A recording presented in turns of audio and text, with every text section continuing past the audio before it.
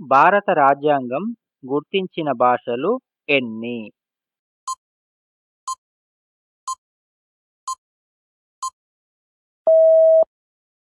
22. Explanation. భారత రాజ్యాంగం 22 భాషలను అధికారిక భాషలుగా గుర్తించింది. ఈ భాషలన్నీ రాజ్యాంగంలోని 8వ షెడ్యూల్‌లో పేర్కొనబడ్డాయి. అయితే రాజ్యాంగం మొదట్లో కేవలం 14 భాషలను మాత్రమే అధికారిక భాషలుగా గుర్తించింది. ఆ తరువాత 21వ రాజ్యాంగ సవరణ చట్టం ద్వారా సింధీ భాషను, అలాగే 71వ సవరణ ద్వారా కొంకణి, మణిపురి మరియు నేపాలీ భాషలను, అలాగే 92వ సవరణ ద్వారా బోడో, డోగ్రి, మైథిలి మరియు సంతాలీ భాషలు చేర్చబడ్డాయి. రైతు బాంధవుడుగా ప్రసిద్ధి చెందినటువంటి భారత ప్రధాని ఎవరు?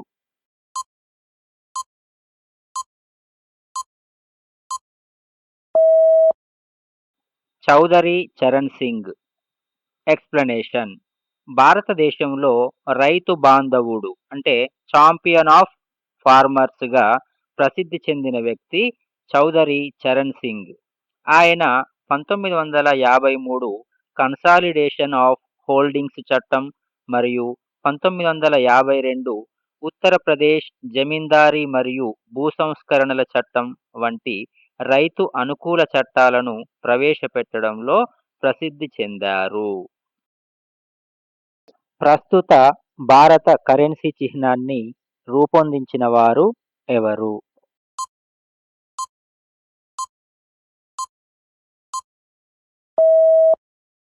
డి. ఉదయ్ కుమార్.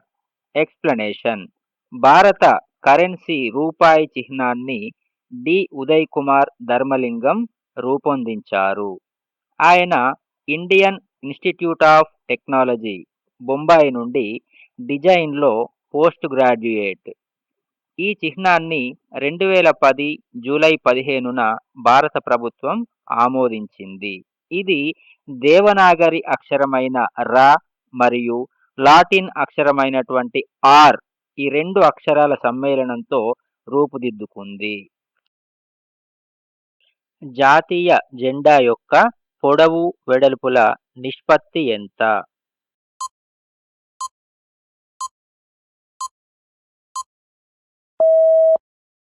3:2. ఎక్స్‌ప్లనేషన్. భారత జాతీయ జెండా యొక్క పొడవు, వెడల్పుల నిష్పత్తి 3:2గా ఉంటుంది. అంటే జెండా యొక్క పొడవు 3 భాగాలు ఉంటే దాని వెడల్పు 2 భాగాలు ఉంటుందని అర్థం. ఇది ఫ్లాగ్ కోడ్ ఆఫ్ ఇండియా ప్రకారం అధికారికంగా నిర్ధారించబడినటువంటి ప్రమాణం. భారత జాతీయ జెండాలోని కాషాయ రంగు దేనికి సంకేతం?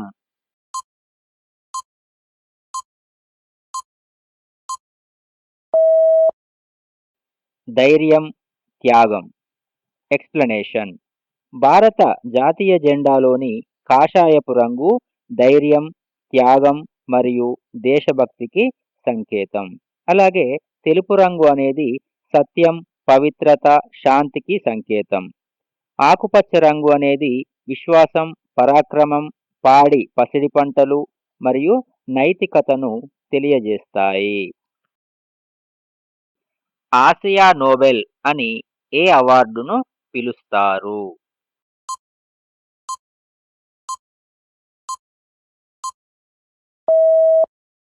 రామన్ మెగసెసే అవార్డు.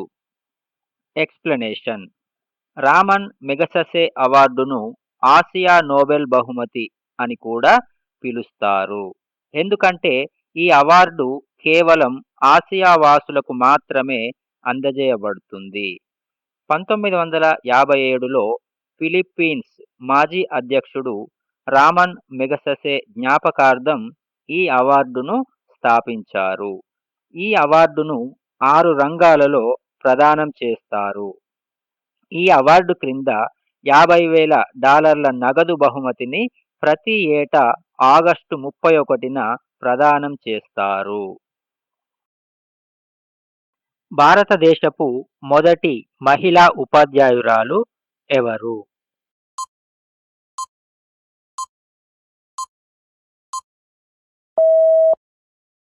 సావిత్రిబాయి పూలే. ఎక్స్‌ప్లనేషన్: భారతదేశపు మొదటి మహిళా ఉపాధ్యాయురాలు సావిత్రిబాయి పూలే.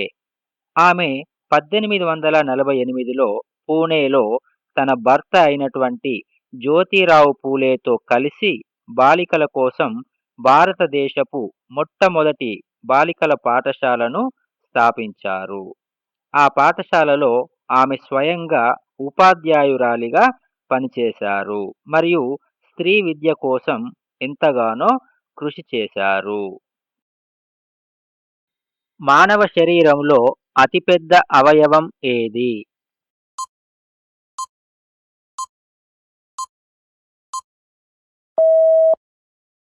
చర్మం. ఎక్స్‌ప్లనేషన్: మానవ శరీరంలో అతిపెద్ద అవయవం చర్మం. ఇది శరీరానికి రక్షణ కవచంలా పనిచేస్తుంది మరియు శరీర ఉష్ణోగ్రతను నియంత్రిస్తుంది. మానవ చర్మం సగటున 1.5 నుండి 2 చదరపు మీటర్ల వైశాల్యాన్ని కలిగి ఉంటుంది. అలాగే మొత్తం శరీర బరువులో దాదాపు 16% వరకు ఉంటుంది. సప్త సముద్రాలలోని 7 జలసంధులను ఈదిన తొలి భారతీయురాలు ఎవరు?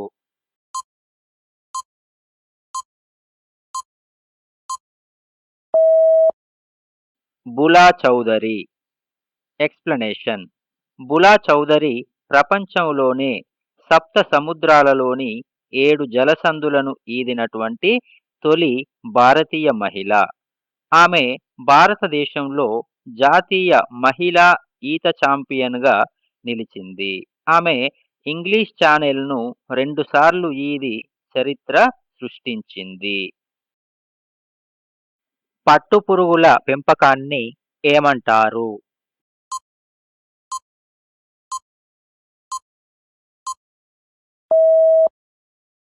సెరికల్చర్. ఎక్స్‌ప్లనేషన్: పట్టుపురుగుల పెంపకం మరియు వాటి నుండి పట్టును వెలికితీసే ప్రక్రియను సెరికల్చర్ లేదా పట్టు వ్యవసాయం అని అంటారు. నీలి విప్లవం అంటే బ్లూ రివల్యూషన్ దేనికి సంబంధించింది?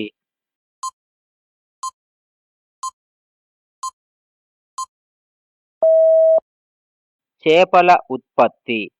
ఎక్స్‌ప్లనేషన్: నీలి విప్లవం అనేది ప్రధానంగా చేపలు, రొయ్యలు మరియు ఇతర జలచరాల పెంపకం మరియు ఉత్పత్తిని పెంచడానికి సంబంధించినటువంటి ఉద్యమం.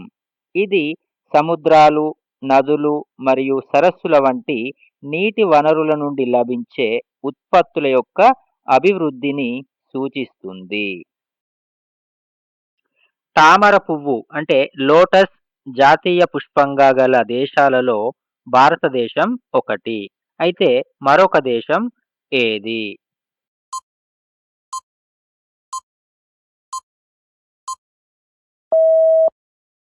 వియత్నాం. ఎక్స్‌ప్లనేషన్: భారతదేశంతో పాటు వియత్నాం కూడా తామర పువ్వు అంటే లోటస్‌ను జాతీయ పుష్పంగా కలిగి ఉంది. రైస్ బౌల్ ఆఫ్ ఇండియా అని ఏ రాష్ట్రాన్ని పిలుస్తారు?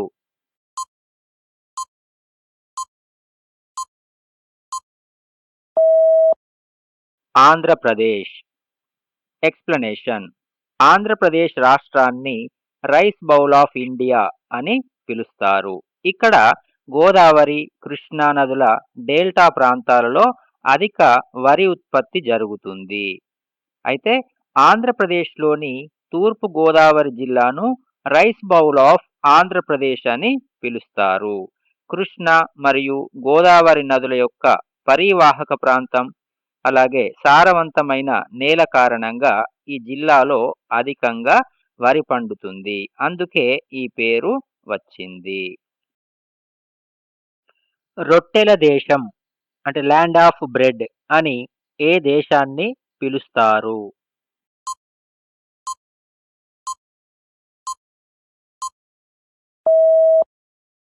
స్కాట్లాండ్. ఎక్స్‌ప్లనేషన్. స్కాట్లాండ్‌ను రొట్టెల దేశం అంటే ల్యాండ్ ఆఫ్ బ్రెడ్ అని కూడా పిలుస్తారు. అక్కడ గోధుమ మరియు బార్లీ ఉత్పత్తి విస్తారంగా ఉండడం, అలాగే బ్రెడ్, బిస్కెట్ల తయారీకి చారిత్రక ప్రాధాన్యం ఉన్నందున ఈ బిరుదు వచ్చింది. స్కాటిష్ ఆహార సంస్కృతిలో రొట్టె ముఖ్యమైన స్థానం పొందింది. నోబెల్ బహుమతి పొందిన మేరీ క్యూరీ మరియు పియరీ క్యూరీ మధ్య గల సంబంధం ఏమిటి?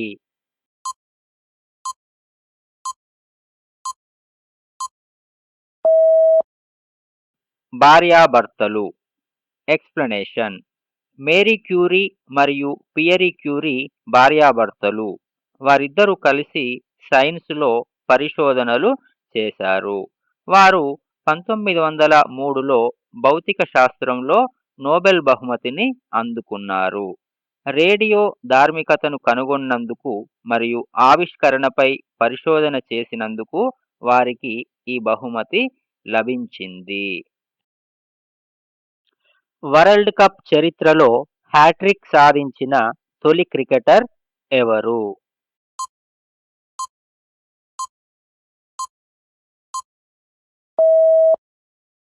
చేతన్ శర్మ. ఎక్స్‌ప్లనేషన్. ప్రపంచ కప్ చరిత్రలో హ్యాట్రిక్ సాధించిన తొలి క్రికెటర్ చేతన్ శర్మ. ఇతడు 1987 ప్రపంచ కప్‌లో న్యూజిలాండ్‌తో జరిగిన మ్యాచ్‌లో కెన్ రూథర్‌ఫోర్డ్, అలాగే ఇయాన్ స్మిత్ మరియు ఎవెన్ చాట్‌ఫీల్డ్‌లను వరుస బంతుల్లో క్లీన్ బౌల్డ్ చేయడం ద్వారా ప్రపంచ కప్ చరిత్రలోనే తొలి హ్యాట్రిక్ సాధించాడు. భారతదేశ రెండవ అత్యున్నత సైనిక పురస్కారం ఏది?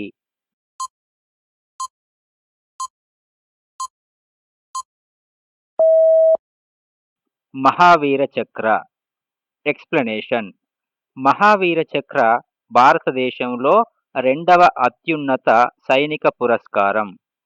త్రివిధ దళాలలో అంటే భూమిపై, సముద్రంలో లేదా గగనంలో శత్రు సైన్యాలకు వ్యతిరేకంగా అసాధారణ ధైర్య సాహసాలు మరియు శౌర్యాన్ని ప్రదర్శించిన వారికి ఈ పురస్కారాన్ని ప్రదానం చేస్తారు. టైగర్ స్టేట్ ఆఫ్ ఇండియా అని ఏ రాష్ట్రాన్ని పిలుస్తారు?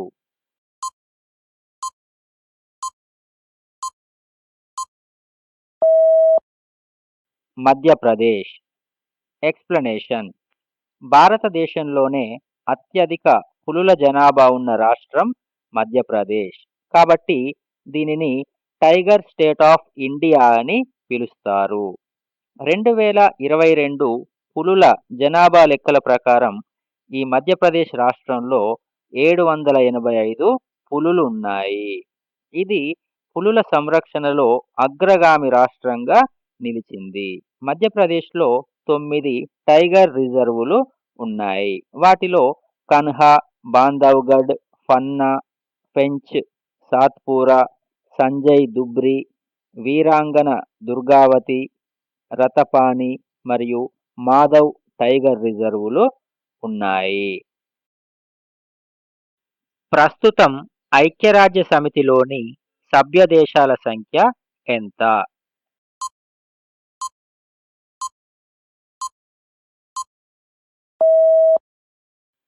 193.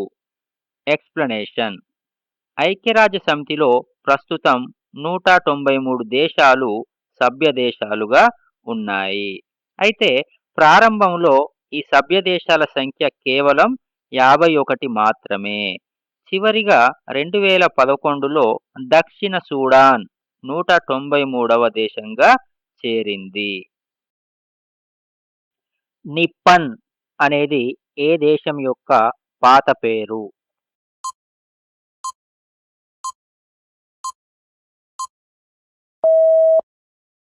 జపాన్. ఎక్స్‌ప్లనేషన్. నిప్పన్ అనేది జపాన్ దేశానికి పాత పేరు. జపాన్ దేశాన్ని స్థానికంగా నిప్పాన్ లేదా నిహాన్ అని పిలుస్తారు. ఇది జపనీస్ భాషలో దేశానికి అసలు పేరు. నిప్పాన్ అనే పదం చైనీస్ అక్షరాలైనటువంటి నిచి అంటే సూర్యుడు, అలాగే హోన్ అంటే మూలం నుండి ఉద్భవించింది. అంటే సూర్యుని మూలం లేదా సూర్యుడు ఉదయించే ప్రదేశం అని అర్థం. బర్డ్ మ్యాన్ ఆఫ్ ఇండియా అని ఎవరిని అంటారు?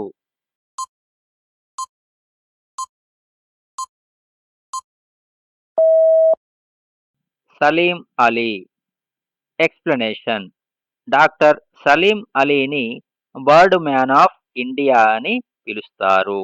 ఆయన ప్రసిద్ధ భారతీయ పక్షి శాస్త్రవేత్త, ఆర్నిథాలజిస్ట్. ఆయన భారతదేశంలో పక్షుల అధ్యయనానికి మరియు వాటి సంరక్షణకు చేసినటువంటి విస్తృతమైన కృషి కారణంగా ఆయనకు ఈ బిరుదు లభించింది. డూ ఆర్ డై అనే నినాదం ఎవరిది?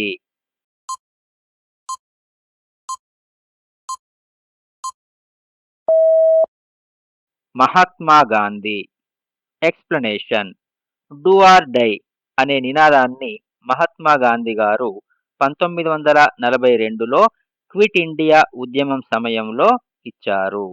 ఈ నినాదం ద్వారా ఆయన భారతీయులను బ్రిటిష్ పాలనను ముగించేందుకు ఏకమై పోరాడాలని, స్వాతంత్ర్యం కోసం ప్రాణత్యాగానికైనా సిద్ధంగా ఉండాలని ప్రేరేపించారు. ప్రతి సంవత్సరం ఏ రోజును ప్రవాస భారతీయ దినోత్సవంగా జరుపుకుంటారు?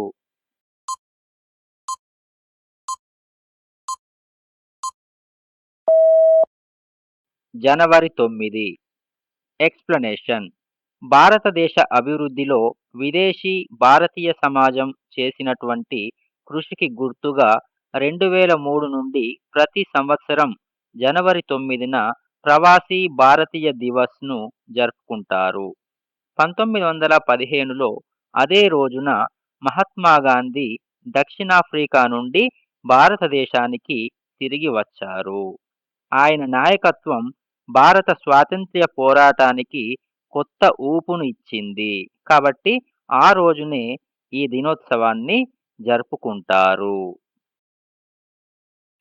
క్రింది వాటిలో తప్పుగా ఉన్నదానిని గుర్తించండి.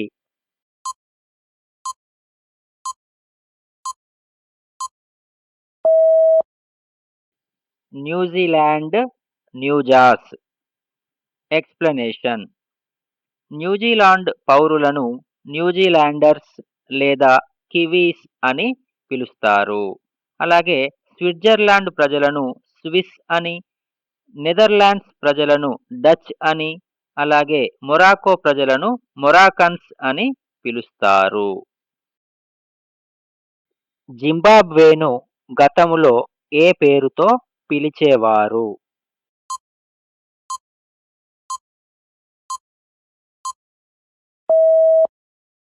దక్షిణ రోడీషియా. ఎక్స్‌ప్లనేషన్. జింబాబ్వేను గతంలో దక్షిణ రోడీషియా అని పిలిచేవారు. ఇది బ్రిటిష్ వలస పాలనలో ఉన్నప్పుడు వాడినటువంటి పేరు. అయితే 1980లో స్వాతంత్ర్యం పొందిన తర్వాత ఆ దేశం అధికారికంగా జింబాబ్వేగా పేరు మార్చబడింది. అలాగే రాబర్ట్ ముగాబే తొలి ప్రధానమంత్రిగా బాధ్యతలు స్వీకరించారు.